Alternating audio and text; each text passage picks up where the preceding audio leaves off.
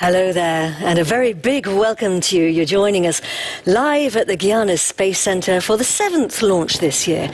And it's a hot and humid night on the edge of the Amazon rainforest, right on the equator here in French Guiana. I'm Katie Haswell, and our interpreters are Mark Fermat and Christopher Jack. They're going to be translating me for our French-speaking viewers tonight.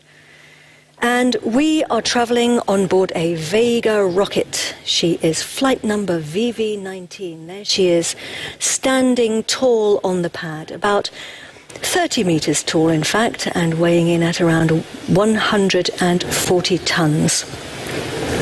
She's got 5 satellites on board waiting to start their journey, tucked up inside the top of the launcher. And our main passenger tonight is Pléiades Neo for Airbus Defence and Space Intelligence, or Pleiades, as some of us Brits and Americans call it. It's the second satellite in their Pléiades Neo constellation. We launched the first one 4 months ago, and we're launching the next 2 on Vega C.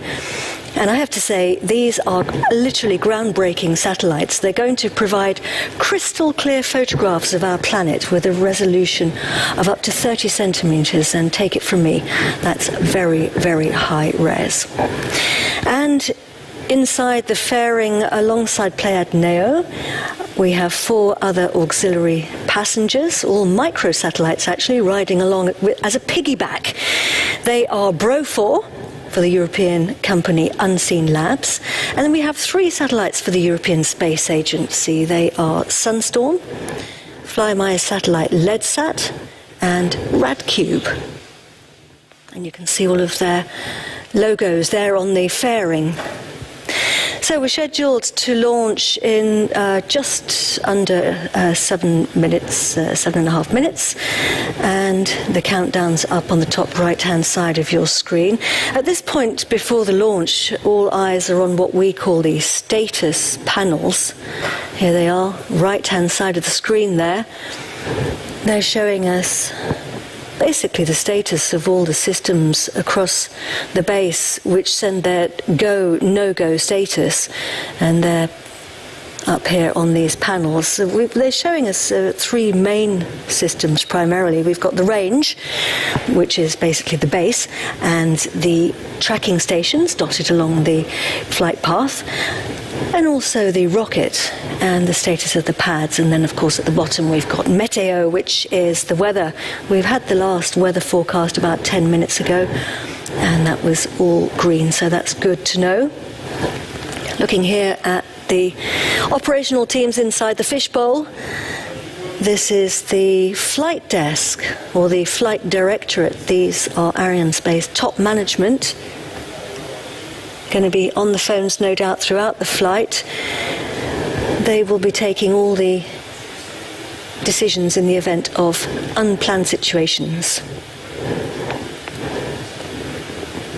Now we have a number of different teams working within the Mission Control Center, and each one of those teams has their own dedicated desk within what we call the fishbowl. I don't know if you can see, they've got glass between them and the VIP seats on the other side there, which is why we call it the fishbowl.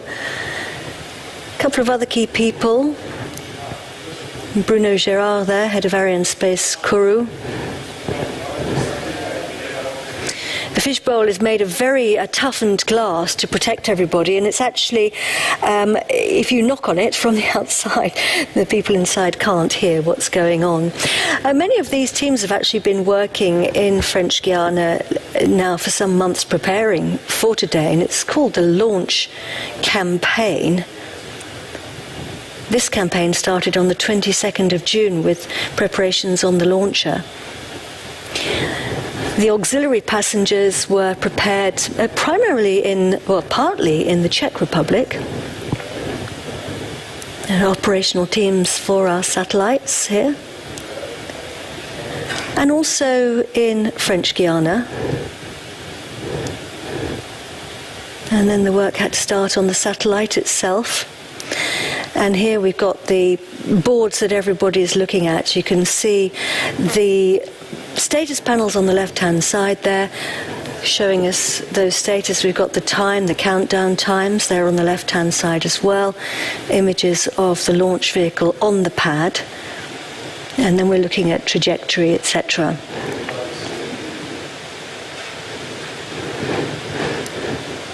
Vega standing tall there. You can see all the lightning towers around the outside. A couple of other key people here. This is the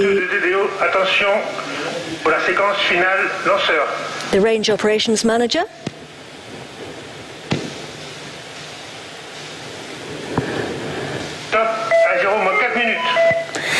And he's just announced the beginning of the synchronized sequence, or the automated sequence, the last 4 minutes of the final countdown.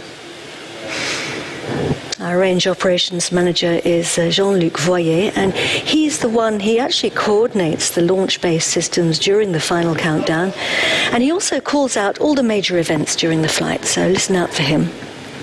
I'll be translating him throughout the flight, and he's going to be telling us what's going on and keeping us up to speed. In fact, everybody across the whole base will be listening to him. And indeed, the men and women in the tracking stations, even in Australia.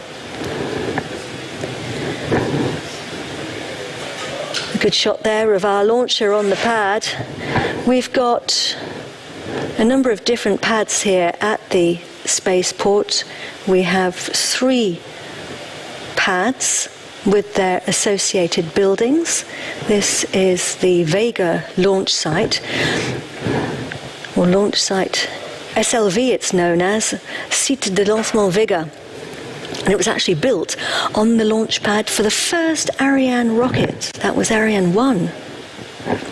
Some of you might remember it launching. It was on Christmas Eve, 1979.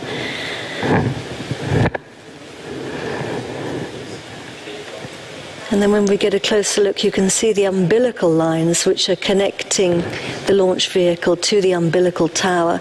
And the feed lines are taking... here we have the teams from Arianespace, who are the link with the customer, program directors, Beatrice Romero and Fabrizio Fabiani.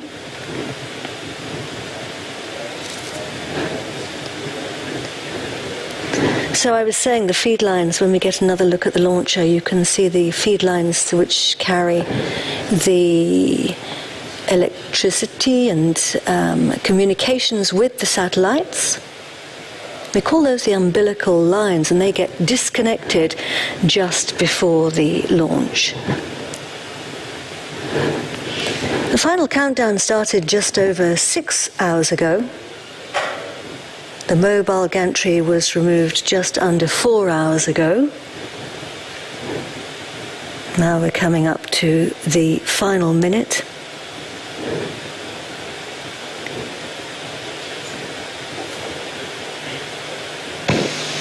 À tous de DDO, attention pour moins 1 minute.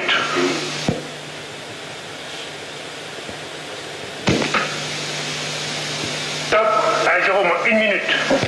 And he's just announced that we are 1 minute to launch. We're delivering Pléiades Neo for Airbus Defence and Space, along with Bro 4 for Unseenlabs, Sunstorm, LEDSAT and RadCube for the European Space Agency. I'm going to turn my mic off now and give our very best wishes to all the teams. Let's watch.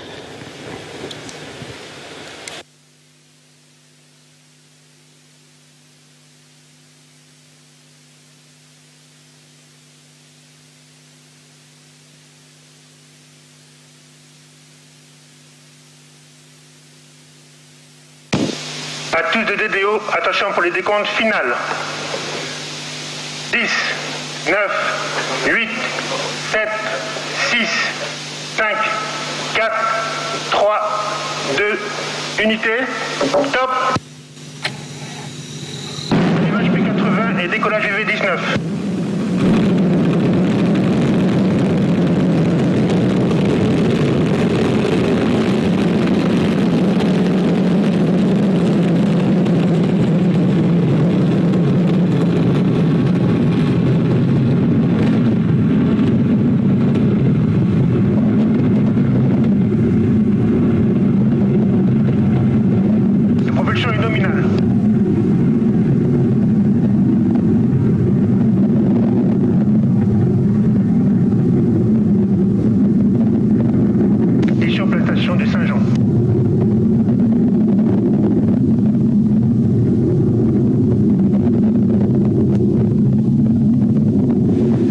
What a sight. They are off.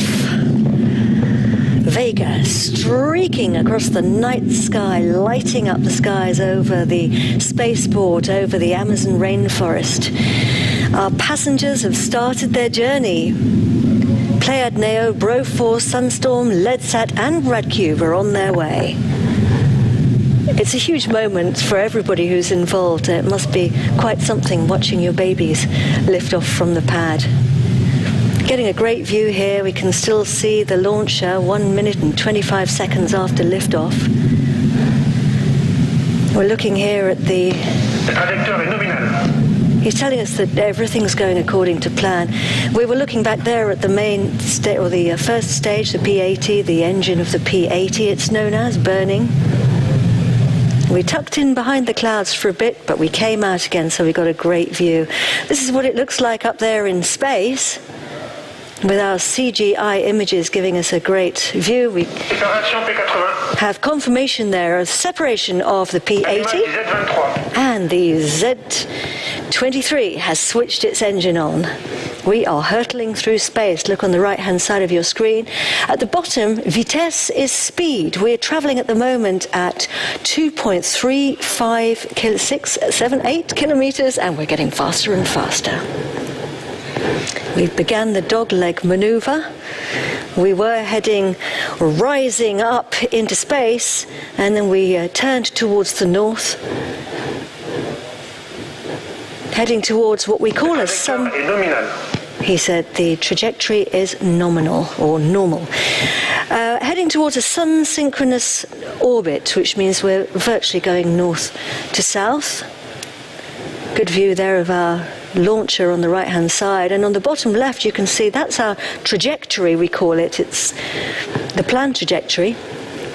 And the white cross is the actual position of the launch vehicle. Take a look at what we call the fairing, the front of the vehicle. You can just about see on the bottom of it a line.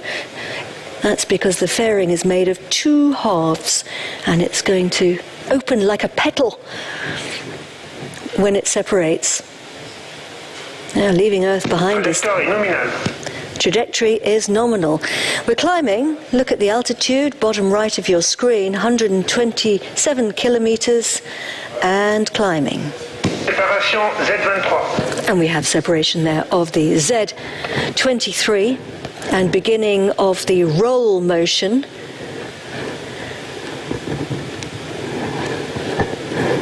Allumage Z9. Switched the engine on of the Z9, the Z9 engine, and we have separated the fairing. Did you see how it came away? All perfectly planned.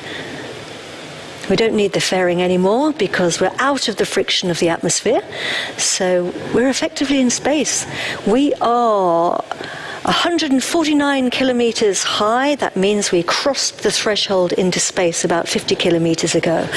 And look at that, you can see our satellites for the first time, the gold structure on the right-hand side. That is Pléiades Neo.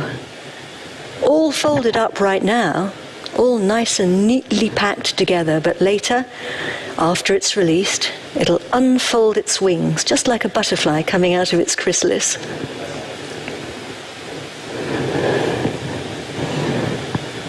And then to the left of it is the conical structure. That was the payload adapter. Look, you can see where we lifted off. We came from the launch pad at the CSG, the Guiana Space Center in French Guiana on the northeastern coast of South America. The tracking station there is Galileo, and we're heading towards the next tracking station in Bermuda in the Caribbean. And there you get a better view there of the conical payload adapter. And then to the left of that is the big tank burning its fuel. So we're heading towards a sun-synchronous orbit. That means that our satellite will always be in the same fixed position relative to the sun. So that's very useful for Earth observation. Oh wow, look at that. It's really, really interesting watching how these maneuvers happen in space. And these images are the CGI images, which have been very carefully planned, and all the information has been put into the computer and reproduced these really sensational graphics. So the sun-synchronous orbit is very useful for satellites which are Earth observation satellites, because it allows them to monitor the same place at the same time every day. So, for example, our satellite might fly over Paris every day at noon.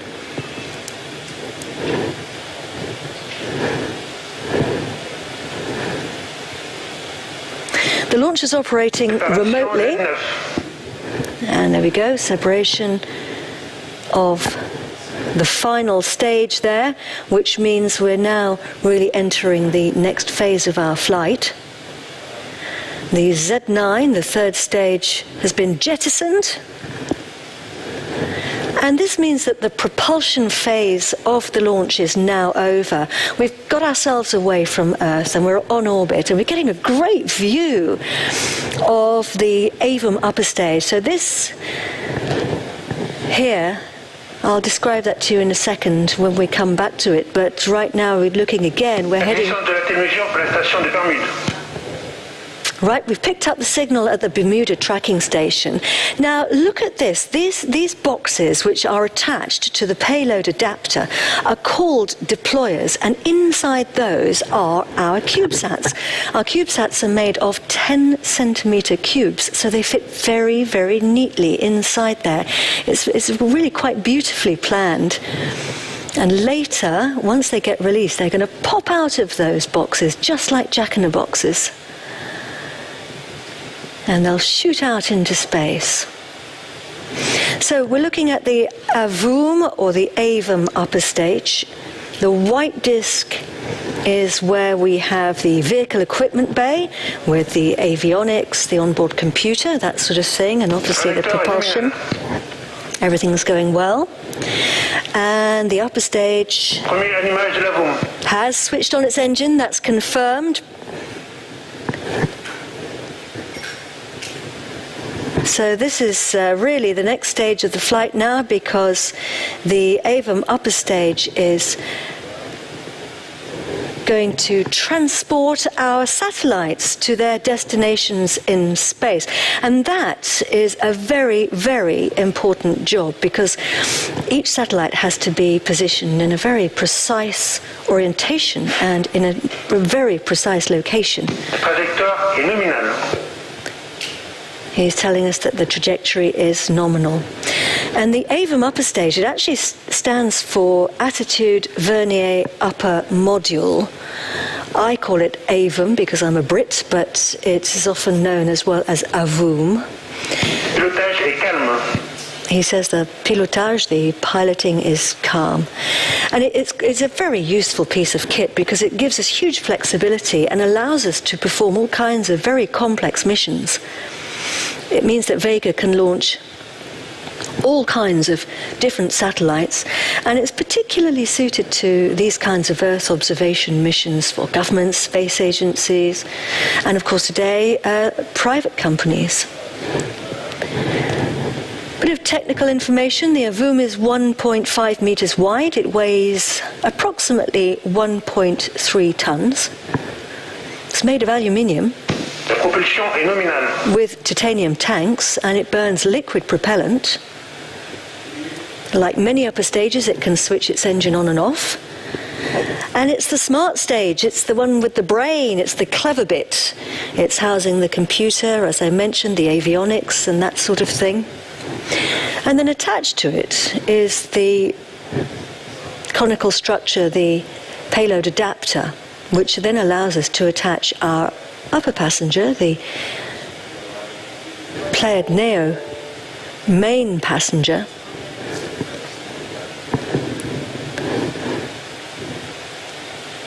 And AVUM has now started what we call orbit optimized guidance attitude. That means that once it switches its engine on, it can continually recalculate its position to make sure that it's exactly on the right course. And if it does deviate, it can correct itself and come back to the correct trajectory. So it's pretty clever stuff. And we've picked up the signal now at the next tracking station. It's in Saint-Hubert or Saint-Hubert, and that is in Quebec in Canada, just outside Montreal. The aerospace industry is very important over there. The Canadian Space Agency has its head office in the borough. And Europe's blessed with a family of launch vehicles which can take pretty well any kind of satellite to any kind of orbit.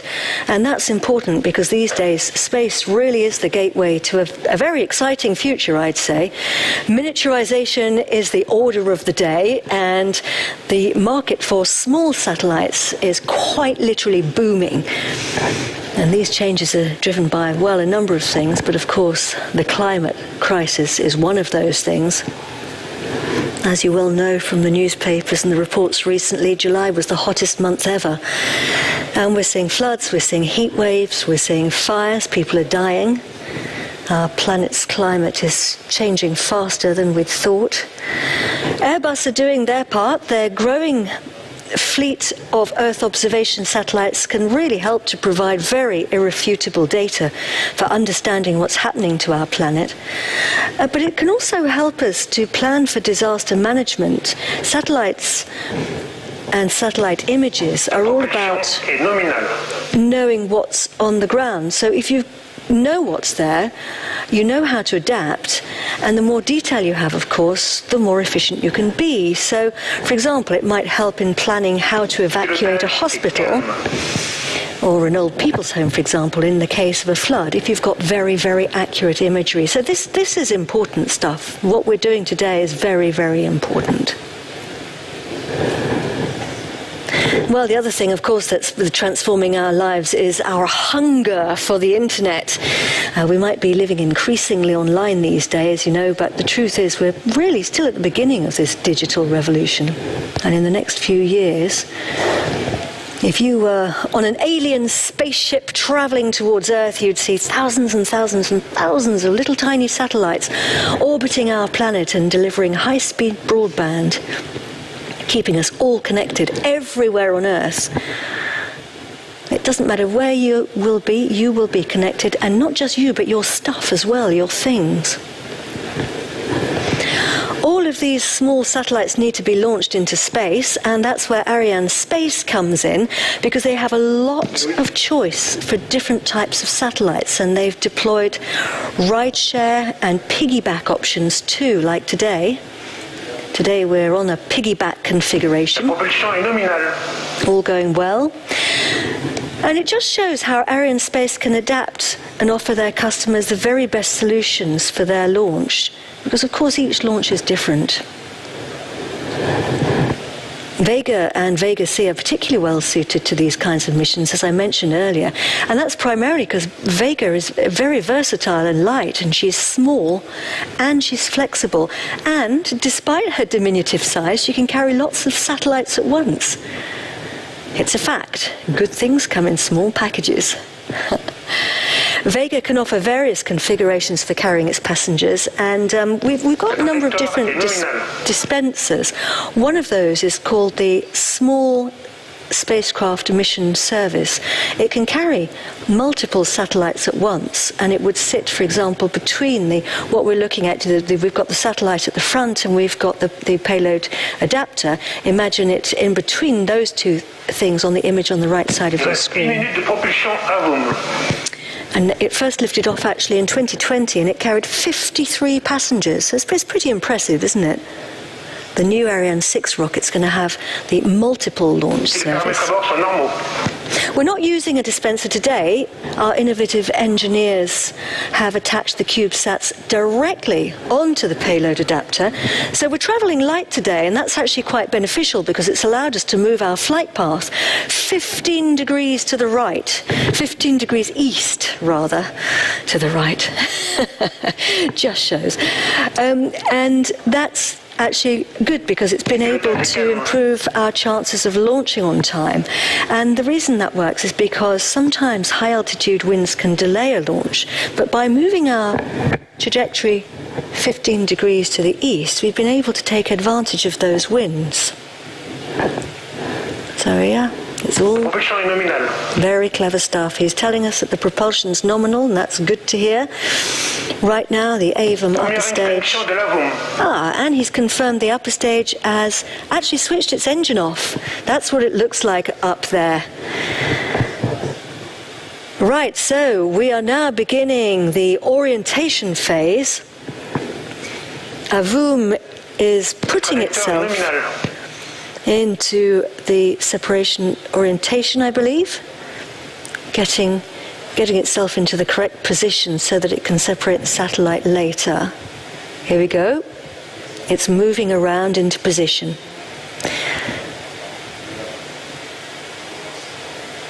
We've travelled just under 6,000 kilometres. If you were to draw a line along the Earth from the launch pad. And we're now we've started the ballistic phase, the first ballistic phase. Ballistic means that we're travelling without the engine, we're coasting without the engine. And we're also, if you take a look at the passenger, you can see we are twisting. We're in the barbecue phase now. The barbecue maneuver is the technical term, believe it or not, yes? I love how they call it that. Lots of other very technical terms, but the barbecue is definitely my favourite. We're twisting as if on a spit. We're doing that to keep the temperatures homogeneous and even, because of course when you're facing the sun it's very hot, and when you're facing space it's very cold. And if you're interested, we're twisting at a roll rate of 2 degrees per second. And the trajectory is nominal. Shortly we're going to be going out of the range of the tracking stations. That's perfectly normal and it's all part of the plan. I'll let you know when the range operations manager announces that. But we'll be out of touch with the launcher for just over half an hour. We won't be getting any telemetry data from the launcher during that time. And then when we get back into range, the launcher's going to AVUM will store up all the information accumulated during that half an hour or so. And then when we get back into the range of the next tracking station, that's New Norcia down south in Australia, then there'll be a big download of information to that tracking station so that the teams here at the Guiana Space Centre can then find out what's happening to the launcher in real time and also analyse the information afterwards for future launches. So let's have a little chat now about our main satellite, Pléiades Neo. This is a very, very special satellite which Airbus has funded, designed and built. They already have a constellation of Pléiades satellites, and now they're launching the next generation, Pléiades Neo. There's going to be 4 of them. Arianespace is launching them all. We orbited the first one in April, and today, of course, the second one, and we'll be launching the other 2, as I mentioned, on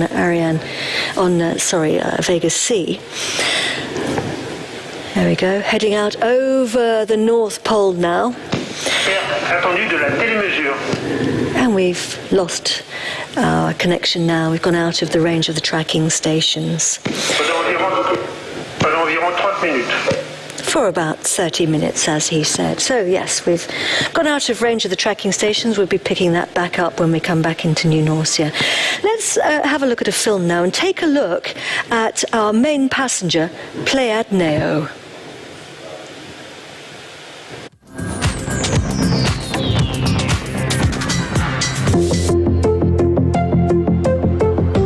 Months ago in April, Arianespace launched the latest Earth observation satellite from Airbus Defence and Space. Its mission is to study and take photos of our planet. The data of the satellite is used, for example, in cartography, climate studies, security, and territorial development.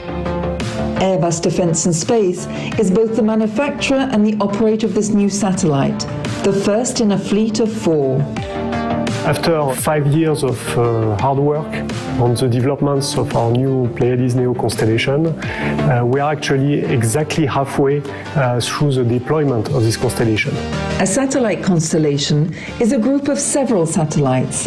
They have the same function and are shared in such a way as to ensure a common mission at all times. We have launched very successfully the first satellite in April. We got the first images and we are very happy with that. This picture of the Capitol in Washington, D.C. is one of the first pictures taken by the satellite, launched just a few hours ago. L'image est choisie volontairement pour le niveau de détail. On a à la fois la structure de la coupole du bâtiment, on a toutes les marques au sol, les quadrillages blancs. On peut probablement distinguer des gens. Ça, c'est les premières images. Elles ne sont pas encore réglées. 4 months after the first launch, the Toulouse-based aerospace giant is preparing to launch the second satellite in its fleet.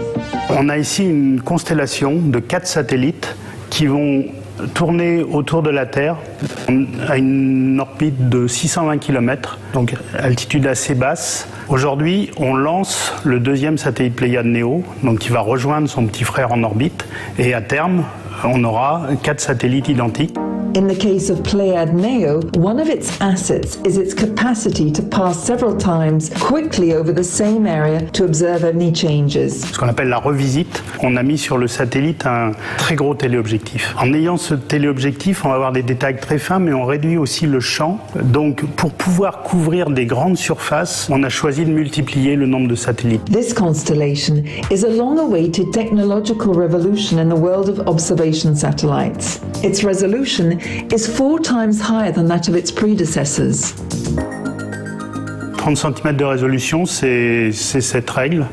Et pour fixer les idées, à 620 km d'altitude, 30 cm, si je mets Pléiades Neo à Toulouse et que je regarde Paris, je vais pouvoir distinguer une personne sur le premier étage de la Tour Eiffel. Resolution is not the only task Pléiades Neo can perform. The satellite also has a large swathe. La fauchée, la capacité de voir malgré tout une zone assez large, 14 km en un seul passage, c'est remarquable d'avoir réussi à maintenir une fauchée assez large en augmentant le niveau de détail. The objective for Airbus Defence and Space's Pléiades Neo constellation is simple. We want to take the leadership on the Earth observation market, both in a technical and commercial way. But to achieve this, there are a few steps still to come. We will start a new phase, which is the phase of commercialization. During the second part of 2021, we will open the different services and acquisitions of imagery to our customers all over the world. In September, we'll qualify all the imagery products, the one that we will deliver to our customers, and in October, we will deploy the latest issue of our information system to be ready for the grand opening early November. Pléiades Neo targets several markets, for example, mapping for general public clients like mapping agencies or large government institutions. Ici, sur Sydney, on voit ce que permet de faire le satellite Pléiades Neo. On a accès maintenant à des détails. On a un peu l'impression de voir une image d'avion, une image de drone. On n'aura pas besoin d'aller beaucoup plus près pour faire une cartographie très détaillée de la ville. Geolocation applications on phones or LBS, location-based services. En couplant des images très détaillées avec le positionnement GPS, on peut avoir des applications même de réalité virtuelle pour aider les personnes à naviguer dans la ville avec leur smartphone. It can also be useful for the maritime market. For example, images can help the Coast Guard in sea rescue operations or the surveillance of port activities. On voit ici qu'on a passé aussi une étape par rapport aux générations précédentes. On a vraiment une capacité de décrire le navire de manière très très fine et ça change vraiment la capacité d'exploitation de ces images. Pléiades Neo images can also be used to supplement the information received by the military with their own satellites. Ça démontre l'apport des 30 cm de résolution. On a la possibilité de décrire finement les objets, peut-être même dans certains cas de décrire l'armement d'un avion stationné sur un aéroport. C'est vraiment un progrès énorme. Aeronautics, forestry management, or even agriculture. So many market possibilities for the constellation. On the industrial side, the work still continues. We are getting ready to have the second batch of satellites ready for launch end of April 2022. And of course, we'll continue to add new capabilities, new features to our system, and this will never stop.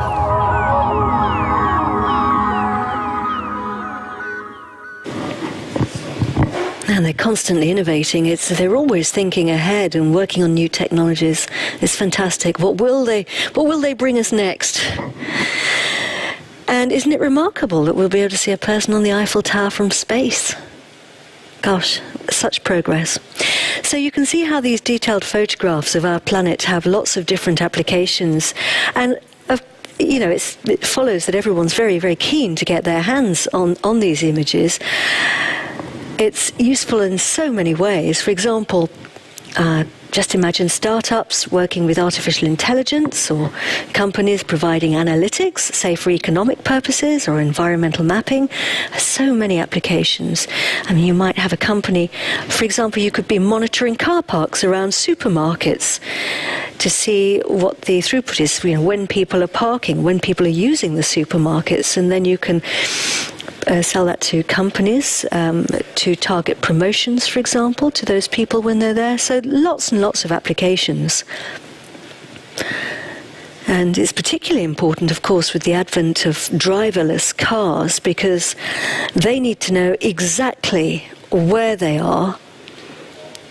Super accurate navigation needs two things. It needs satellite positioning, but it also needs very precise maps.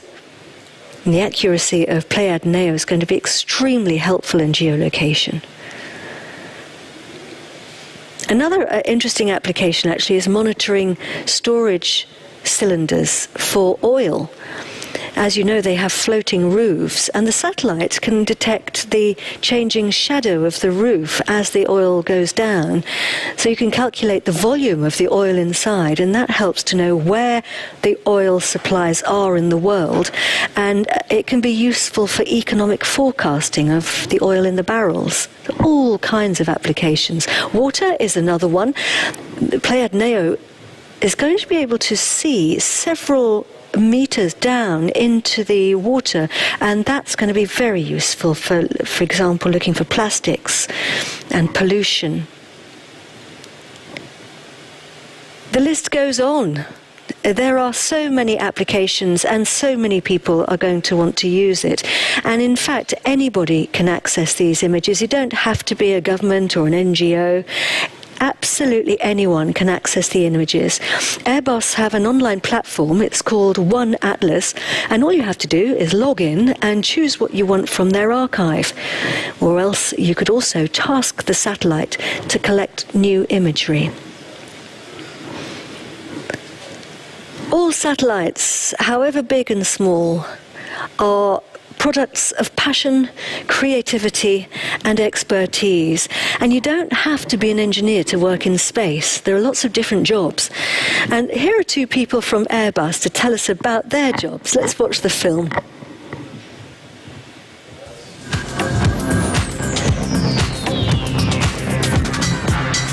On ne s'est jamais rencontrés, c'est la première fois. Airbus, c'est une grande entreprise, effectivement. On a toujours l'occasion de rencontrer quelqu'un de nouveau.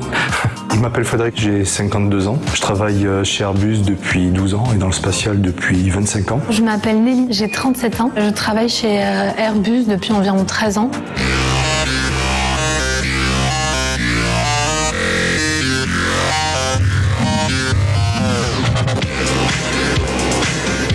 Je suis plutôt en fin de chaîne, toi tu es plutôt au début, voilà, dans la conception. Je suis architecte système du segment sol. C'est la partie du système qui est localisée au sol par opposition à la partie du système qui va sortir de l'atmosphère. Et donc architecte système, c'est la personne qui est en charge de comprendre le besoin. Souvent le client veut se doter d'un système spatial, mais pourquoi faire ?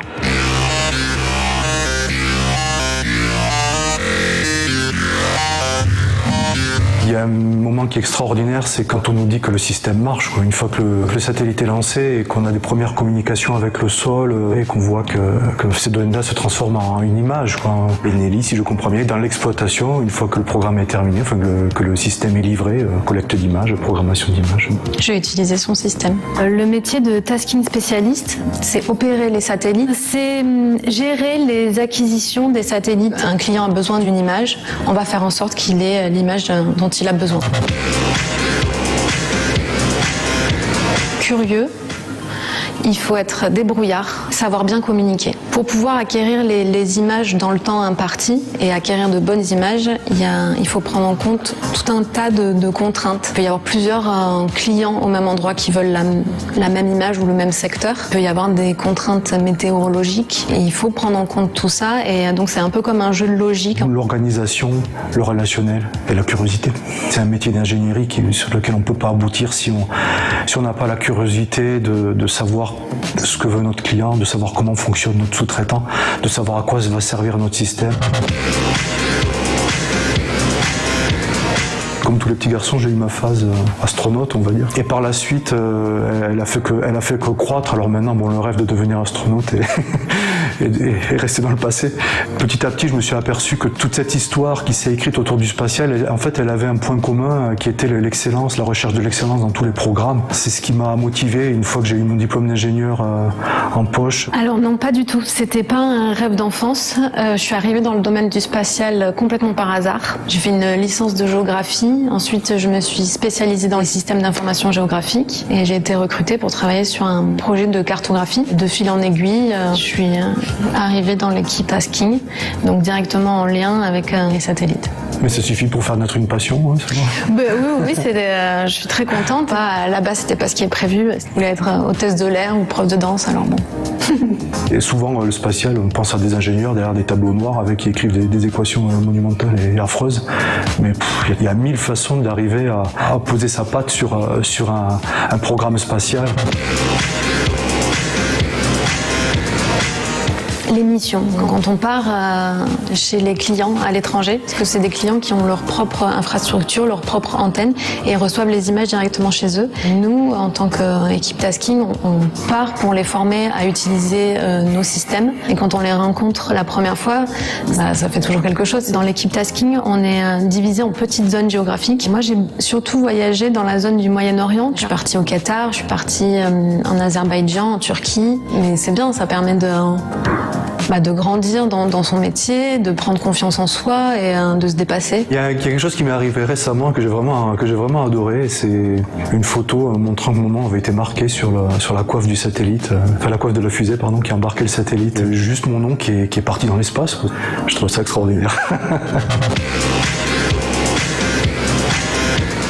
Moi, ce qui me motive là, dans les années à venir, c'est qu'avec le lancement de ces nouveaux satellites, on va aller chercher de nouveaux clients, et notamment de nouveaux clients à l'étranger pour avoir de nouvelles stations. Et il va y avoir tout un travail de formation et de visite aux clients, et de nouveaux process à mettre en place. Je suis assez motivée en fait par ces nouveaux challenges. Le spatial est en train de régénérer du rêve dans le domaine de la recherche des exoplanètes. J'ai le sentiment comme ça qu'il y a un morceau de l'humanité qui attend à se dévoiler avec un jour l'annonce du fait que oui, ça y est, on pense pouvoir affirmer que la vie existe sur telle ou telle planète. J'espère que notre métier est un métier d'avenir. Notre force, c'est notre savoir-faire. Je pense que l'observation de la Terre aujourd'hui, avec les enjeux climatiques, ça devient vraiment le moyen d'avoir des informations à la bonne échelle. Il semblerait qu'il y ait des problèmes au Canada, des problèmes en Europe, des problèmes en Australie. Et je pense qu'une vision locale, une interprétation locale de la situation n'est pas suffisante. Donc je pense que l'enjeu de disposer de bonnes informations acquises à la bonne échelle, donc des images satellitaires, est vraisemblablement une clé de la réussite de la résolution de nos problèmes de climat. Very inspiring to hear all that, particularly if you're a young person looking for a job in space. So let's have a little recap. We're flying through space. We are coming up to 35 minutes into the launch of our 5 passengers, and we lifted off from the pad just under 35 minutes ago. Let's take a look at a replay of our launch.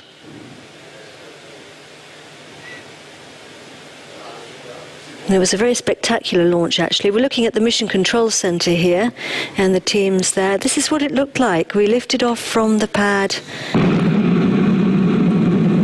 at the Guiana Space Center on the northeastern coast of South America, lighting up the night sky. And the birds flying across the frame there. And our satellites went up inside that fairing. 5 passengers, Pléiades Neo. We've talked a bit about Pléiades Neo, but let's turn our attention now to our other 4 passengers. They're all babies, but in size only, I can assure you. They are CubeSats, and as I mentioned earlier, they're made of 10-centimeter boxes. And that's very important because they're cost-effective, because they're lightweight, and they can offer unique opportunities for businesses. That was a superb launch, wasn't it? Look, we tucked in behind the clouds, but we came out the other side and we got some really, really good views. So, on board we have Bro 4 for a company called Unseenlabs. It's made of 6 units, and Bro 4 is the 4th in their constellation for intercepting radio frequency signals from space. Now this is going to allow Unseenlabs to geolocate ships at sea using its own onboard technology to identify electromagnetic signals from vessels. So it's going to be very useful for the maritime industry. Our 3 other satellites are for the European Space Agency. We've got one called LEDSAT. It's made of 1 cube, so that's probably our smallest satellite on board. And it's an educational project with ESA's Fly Your Satellite program to help university students build, test and launch their own CubeSats. And LEDSAT was developed by the University of Sapienza, I should say, in Italy. And this is the 2nd time that we have launched a satellite for them. LEDSAT is going to investigate the performance of LED-based technology, so light-emitting diodes, and that's to identify and track satellites in orbit. So again, very, very important work, and huge congratulations to all the students for getting your satellites ready and on its way. It must be very exciting for you guys to have seen it lift off from the pad. So we also have Sunstorm. Now, these are 2 satellites which are dedicated to space weather. Sunstorm is a 2-unit CubeSat. It was manufactured by Finland's Reactor Space Lab. It's going to detect the X-ray pulses produced by coronal mass ejections. Coronal mass ejections are the massive eruptions of material that come off the sun's surface. And they can be harmful, actually, to satellites and to things like terrestrial power and communications networks. So it's very important to monitor them, and that's what's happening there. This is important work. RadCube is a mission by an international consortium to demonstrate miniaturized instruments that measure space radiation in situ and the magnetic field environment in low Earth orbit. Now, I mentioned the coronal mass ejections traveling across space and bombarding everything in their way, and this is called, as I said, space weather. And RadCube is going to establish a system to provide space weather forecasts for companies and organizations like telecoms, for example, or energy, or spacecraft. And the platform developed by C3S is also going to be demonstrated in flight. So we have 4 really special satellites there alongside, hitching a ride alongside Pléiades Neo. We're in the ballistic phase. We're cruising without the engine. We're outside the range of the tracking stations right now. So I'm going to switch my microphone off for a bit and come back to you at 2:36 Universal Time. That's 11:36 at night in Kourou, and that's 4:36 in the morning here in Paris and elsewhere in Europe. But we'll see you shortly.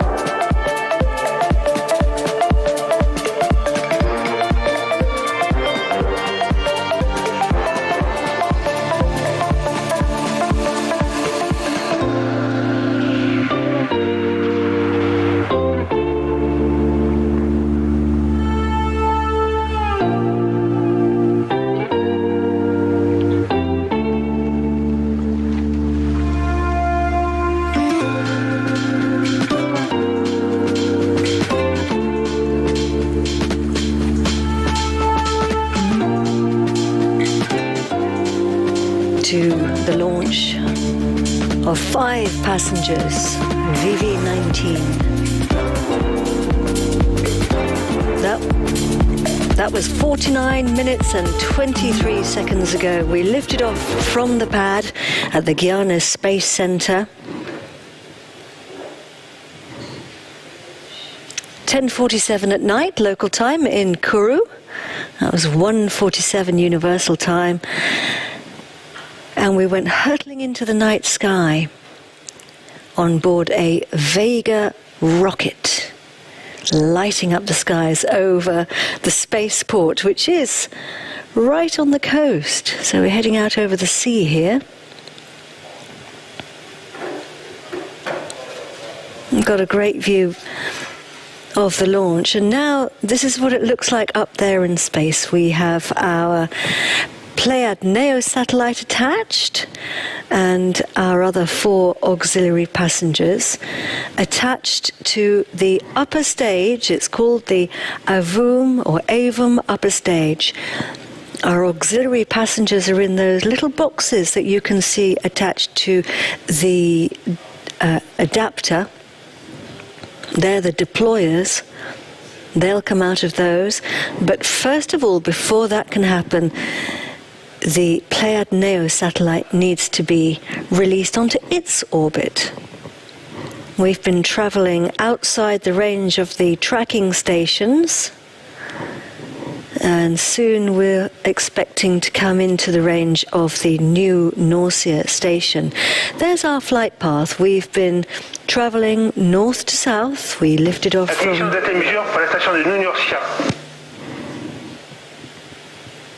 And we've got confirmation there that we've picked up the signal in the new Norcia tracking station. And you can see our telemetry details have come back on the bottom of the screen. And we're traveling there at a speed, vitesse, of 7.55 kilometers. We're at an altitude now of 619 kilometers, and that's where we need to be to release our first satellite. We've crossed the planet. We've done nearly, I think it says 18, nearly just over 18,000 kilometers. If we were to draw a straight line along the Earth, we've traveled that distance, so it's pretty impressive. Flying now over, or heading out towards the south, the west of Australia. And he's telling us that everything's normal. So we will have downloaded a lot of information from the AVUM upper stage to the tracking station in New Norcia. That information helping the teams at the Guiana Space Center, the telemetry teams, or the CVI as it's known there, to give us this telemetry in real time and let us know how things are going in real time. They then pass the information on to the range operations manager, who calls it out.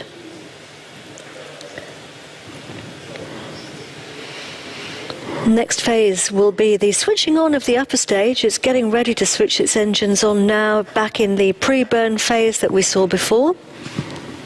There we have confirmation there that the upper stage AVUM has switched its engine on, and it's now going through an orientation maneuver, as you can see there.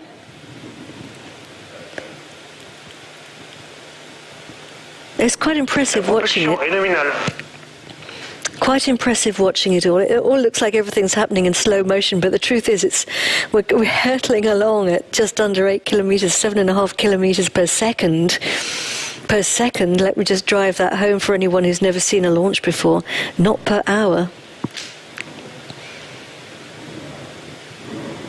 And we've climbed now to 623 kilometers altitude.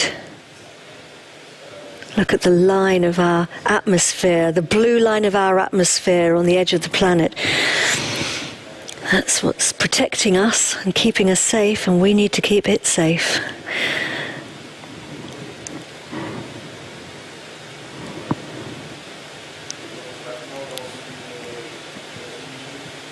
Upper stage, performing orientation maneuvers.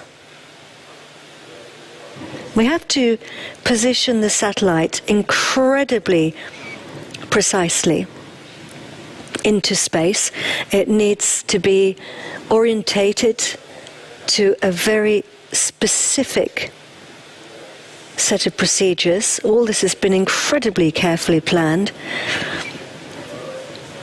It's quite beautiful to watch. You can see why some people like to call this the space ballet. That's what it looks like up there, with AVUM moving the satellite into position so that we can then get ready to separate the Pléiades Neo satellite. Séparation Pléiades Neo 4. And we have confirmation. The Pléiades Neo satellite has been separated. Very happy faces in the Mission Control Center. People have worked for many years for this. It's a big moment. A wonderful moment. And of course it's the end of the job for some and the beginning for others, because we have the teams on the ground who are taking charge of their new baby. And they need to be concentrating very hard right now because they are operating their satellite. And of course they'll be waiting for Neo to call home. The team there and the flight directorate all looking very happy. JPE, I wonder what that means.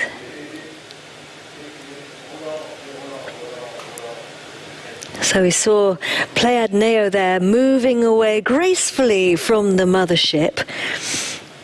A set of springs moving it away. And we still have 4 satellites attached, of course.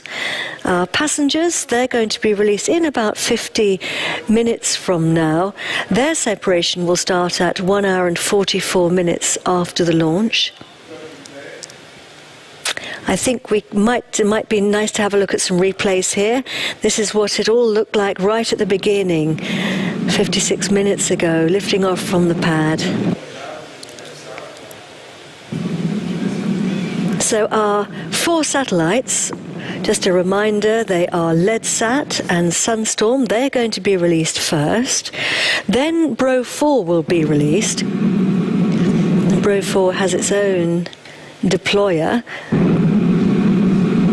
And then they're followed by RadCube, which will be released after the others.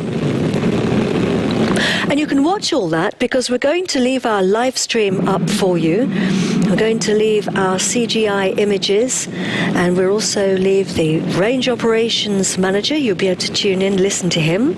And we're going to leave all the telemetry information for you on the screen so you can follow the launch on the screen. Or you can also keep track of our social media websites, and we'll keep you posted on our Twitter account. You can get all the confirmations of the separations and all the information. So, good luck to everybody for the release of your satellites, and congratulations to Airbus Defence and Space. I hope everybody feels proud of themselves. It's a job well done. Very best wishes to all the teams involved in today's mission. I'm going to cut my mic off now and say goodbye. So from me, Katie Haswell, and our interpreters, and from everybody who's bringing you this live webcast, until next time, goodbye.